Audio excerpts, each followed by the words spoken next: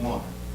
Hello, my name is Kate Brennan, and I'm joined by Ellie and Elliot. Today we are on Skate Around the Bases on UW Network. Our call-in number, in case you want to talk about what we're talking about today, is 847-555-PLAY.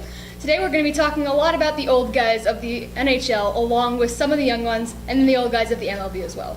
Let's start with the outlier, the young guy. Let's talk about Connor McDavid. Just signed an 8-year, $12.5 million average contract with the Edmonton Oilers for a total of $97 million. What do you guys think about that? You know, he is the future of the Oilers, so, I mean, I do agree with that much money. I mean, yeah, he is the future, so, but, I mean, the contracts in the NHL don't compare to the contracts in the NBA because, I mean, you get James Harden who's getting $228 million, and Connor McDavid's only getting like $12 million per year, so. Well, you know, it is a sixth of the salary cap, the $75 million salary cap, Yeah. so starting with a flat cap is hard, but how do you think this relates to current contracts in the NHL, such as Crosby? I think it's a lot more. All my knowledge of hockey.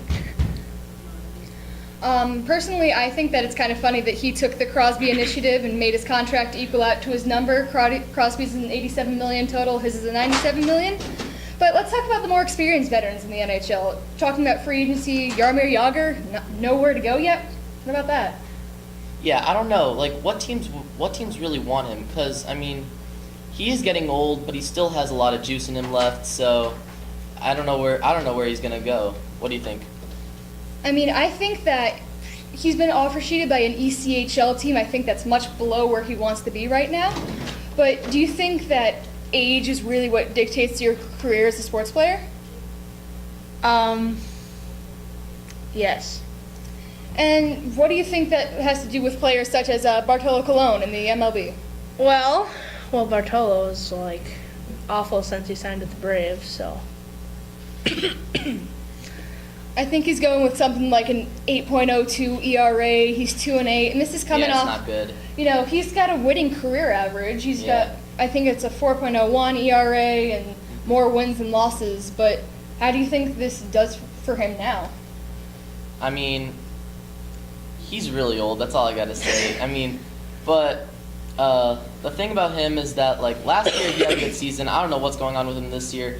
8.02, is it? I think so. Yeah, so already halfway through the season. If it was early on the season, I wouldn't be too worried, but now it's already halfway through the season. I don't know what's up with him. I mean, I don't know, maybe he should retire in the next few years, but who knows? We'll find out. Do you think maybe he wanted to go one more season to see if he could get another home run? No, that was a one-time whammy. Now I think we're taking a call.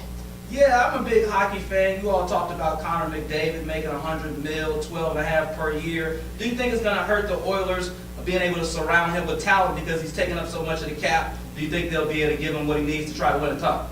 Well, I think that in Edmonton, they already have a cup-winning culture in the past, but currently they're already rebuilding. The rebuild is kind of over for them.